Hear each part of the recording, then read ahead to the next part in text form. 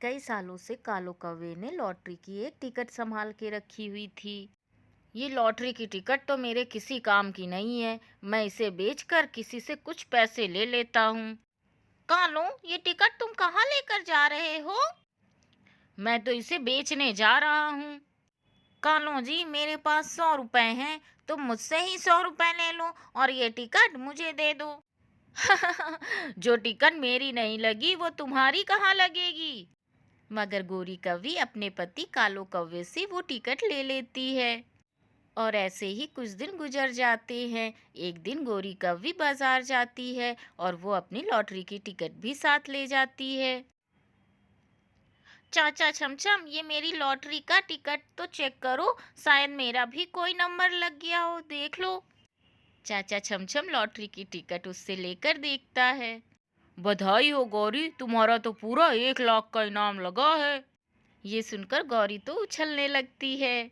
1 लाख? मुझे तो विश्वास नहीं हो रहा। फिर चाचा छमछम गौरी को 1 लाख रुपए दे देता है और गौरी वो पैसे लेकर घर चली जाती है। कालो कालो, मैं ना कहती थी मेरी किस्मत तुमसे ज्यादा अच्छी है। मेरा इनाम लग गया है, पूरे 1 लाख का इनाम लगा है। ये सुनकर कालो कौवा भी उछलने लगता है। अरे वाह, हम अमीर हो गए, हम अमीर हो गए गौरी। हम नहीं, मैं अमीर हुई हूँ। मैं यहाँ पर एक बड़ा सा घर बनाऊंगी। मगर कालू, मेरे बड़े से घर के पास चिड़िया का टूटा हुआ घोंसला अच्छा नहीं लगेगा। मैं अभी उसे भगा कर आती हूँ। वो घमंडी गौरी भागी भागी चिड़िया के पास जाती है। रानी, मैं अपना नया घर बना रही हूँ, बहुत बड़ा नया घर। मेरा पूरा 1 लाख का इनाम निकला है। ये तो बहुत खुशी की बात है गौरी बहन। खुशी की बात तो मेरे लिए है, लेकिन अब चिड़िया तुमको यहाँ से जाना होगा, क्योंकि ये तुम्हारा छोटा सा घोंसला मेरे बड़े से घर की डेकोरेशन खराब कर देगा। ऐसे कैसे गौरी बहन, मैं तो नहीं जाऊंगी। मैं तो इस पेड़ पर कब से रह रही हूँ। अगर तुम नहीं गई तो मैं तुम्हारा घोंसला ही तोड़ दूंगी। गौरी बहन, लड़ाई मत करो, पहले जाकर अपना बड़ा सा घर तो बना लो, फिर मैं भी चली जाऊंगी यहाँ से। मैं तो कबूतर के पास जा रही हूँ।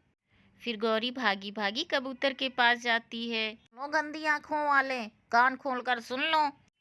अब क्या हुआ काली कलोटी? अब तो मैंने कुछ नहीं किया। मेरा इनाम लगा है पूरे 1 लाख का। मैं नया घर बना रही हूँ। तो जाओ बनाओ जाकर, मुझे क्यों बताने आई हो?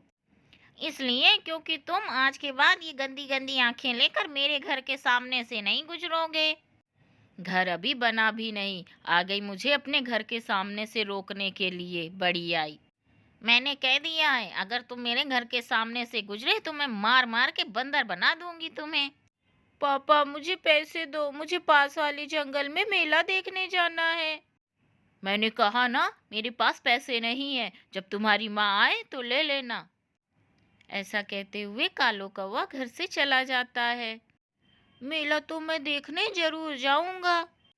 ऐसा सोचते हुए जग्गू अपनी माँ का संदूक खोलता है और सामने पड़ा हुआ 1 लाख रुपए देखकर जग्गू तो बहुत खुश हो जाता है। अब आएगा मजा। जग्गू सारे पैसे उठाकर भाग जाता है और वह सीधे नदी के पास अपने दोस्तों के पास जाता है। कुकू कुकू, चलो चले, चलो मेला देखने चले। यार जग्गू, लेकिन हमारे पास तो पैसे नहीं है। ये देखो, मेरे पास तो बहुत पैसे हैं। इतने सारे पैसे ये कहाँ से लिए तुमने जग्गू? कीकी, ये पैसे मुझे मेरी मम्मा ने मेले देखने के लिए दिए हैं। फिर वो तीनों दोस्त मेला देखने चले जाते हैं। वे बड़े झूले पर बैठते हैं और नाव पर भी बैठते हैं। चलो, मैं आपको पानी पूरी खिलाता हूँ। फिर वो पानी पूरी खाते हैं, मिठाइयाँ खाते हैं। ये गरीब पक्षी है, इसे कुछ पैसे दे देते हैं। जग्गू कुछ पैसे गरीब पक्षियों पे बांट देता है। जग्गू, तुम्हारे मम्मा पापा बहुत अच्छे हैं जो तुम्हें इतने सारे पैसे दिए मेला देखने के लिए। हाय, मैं मर गई। कहाँ है मेरे पैसे? इसी संदूक पे तो मैंने रखे थे अपने 1 लाख रुपए। हाय मेरे पैसे। गौरी रोते हुए घर से भागती है। कालो, कहाँ है मेरे पैसे? मेरे पैसे कहाँ हैं? गौरी अपने पति के पास नदी पर जाती है। तुम्हारे पैसे? मुझे क्या मालूम, मैं तो सुबह से यहाँ पर हूँ। तुम सीधे से मुझे बता दो, तुमने जरूर मेरे पैसे चुरा कर नशा किया होगा। गौरी, मैं सच कह रहा हूँ, मुझे नहीं मालूम कहाँ हैं तुम्हारे पैसे। तुम तो पूरे जंगल में बताते घूम रही हो, पता नहीं उन्हीं पक्षियों में से किसी ने चुरा लिए होंगे तुम्हारे पैसे। गौरी वहां से भाग जाती है। रानी, कहाँ है मेरे पैसे? जरूर तुमने चुराए हैं मेरे पैसे। गौरी बहन, मैं तो अभी अभी भोजन लेकर आई हूँ, मुझे क्या मालूम तुम्हारे पैसे, मैं तो तुम्हारे घर भी नहीं गई। मैं छोड़ूंगी नहीं, मैं पकड़ लूंगी जिसने भी मेरा 1 लाख रुपए चुराया है। कबूतर के बच्चे, गंदी आंख वाले, चुपचाप मेरा 1 लाख मुझे वापस दे दो। लो जी, फिर आ गई। तुम्हें मेरे अलावा कोई नहीं मिलता पूरे जंगल में लड़ने के लिए? कबूतर मेरे भाई, मेरे सपने न तोड़ो। अगर तुमने मेरे 1 लाख चुराए हैं तो प्लीज उसमें से 1,000 तुम रख लो, लेकिन मेरे पैसे मुझे वापस दे दो, प्लीज मेरे भाई, दे दो। नहीं गौरी, मैंने नहीं चुराए। सारा दिन पैसे खर्चने के बाद भी जग्गू के पास ढेर सारे पैसे बच जाते हैं। 1 लाख तो खत्म ही नहीं हो रहा। जग्गू मेरे दोस्त, अब तुम घर जाकर ये पैसे अपनी मम्मा को वापस दे देना। मगर पीछे बैठा हुआ एक उल्लू सब देख रहा था।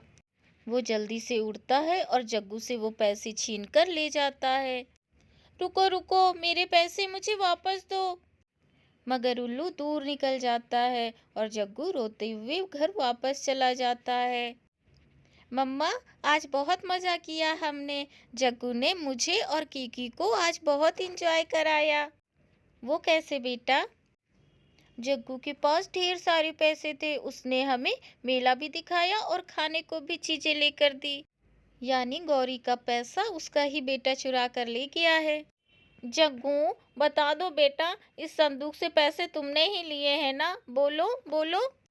नहीं मम्मा, नहीं, मुझे कुछ मालूम नहीं। मेरे सपनों में किसने पानी फेर दिया? मैं छोड़ूंगी नहीं उसे। कालो, मैं जानती हूँ तुमने ही ऐसा किया है ना, मेरे सपने तुमने ही तोड़े हैं ना, मैं छोड़ूंगी नहीं तुम्हें। ऐसा कहकर गौरी डंडा लेकर कालो के पीछे भागती है। कालो आगे आगे और गौरी पीछे पीछे। ऐसे बेचारी गौरी के सपने उसके दिल में ही रह जाते हैं। आपको हमारे